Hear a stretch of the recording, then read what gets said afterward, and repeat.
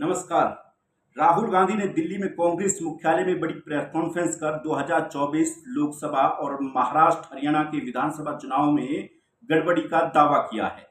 राहुल ने इसके बाकायदा सबूत भी दिखाए हैं, लेकिन राहुल के इस दावे से चुनाव आयोग पूरी तरह से चिढ़ गया है। यही वजह है कि कर्नाटक में वोटर लिस्ट में गड़बड़ी के राहुल गांधी के आरोपों पर चुनाव आयोग ने सख्त रुख अपनाया है। आयोग ने कांग्रेस सांसद और लोकसभा में विपक्ष के नेता राहुल गांधी को पत्र लिखकर कहा है कि यदि उन्होंने जिन मतदाताओं के नाम, पते और पहचान को लेकर धांधली के आरोप लगाए गए हैं, तो वे उसके प्रमाण के साथ शपथ पत्र पर हस्ताक्षर करें, नहीं तो वे अपने बयान वापस लें और जनता को गुमराह करना बंद करें। इस पर राहुल गांधी ने जवाब दिया कि वे नेता हैं और जो सार्वजनिक रूप से कह रहे हैं इसे ही शपथ माना जाए। दरअसल कर्नाटक के मुख्य निर्वाचन अधिकारी की ओर से जारी इस पत्र में राहुल गांधी से 8 अगस्त 2025 को दोपहर 1 से 3 बजे के बीच मुलाकात की अनुमति दी गई है। पत्र में स्पष्ट किया गया है कि एसएसआर 2025 के ड्राफ्ट और फाइनल वोटर लिस्ट कांग्रेस को नवंबर 2024 और जनवरी 2025 में ही दे दी गई थी और इसके बावजूद कांग्रेस की ओर से कोई प्रथम या द्वितीय स्तर की आपत्ति या अपील दाखिल नहीं की गई।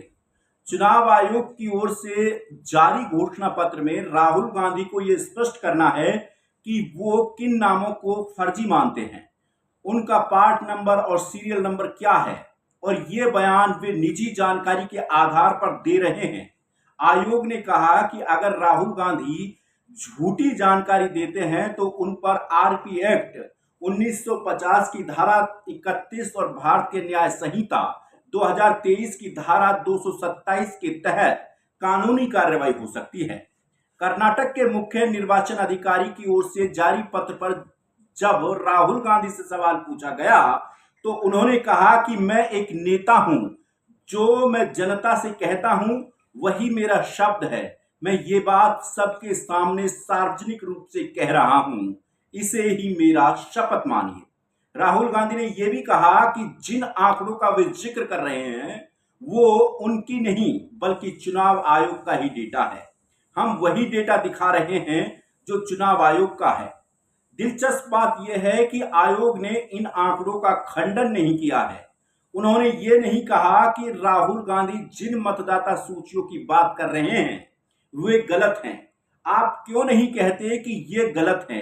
क्योंकि आप सच जानते हैं और आप जानते हैं कि हम जानते हैं कि आपने ये काम देश में किया है। यानी कि राहुल गांधी ने भी पूरी तरह से चुनाव आयोग को चुनौती दी।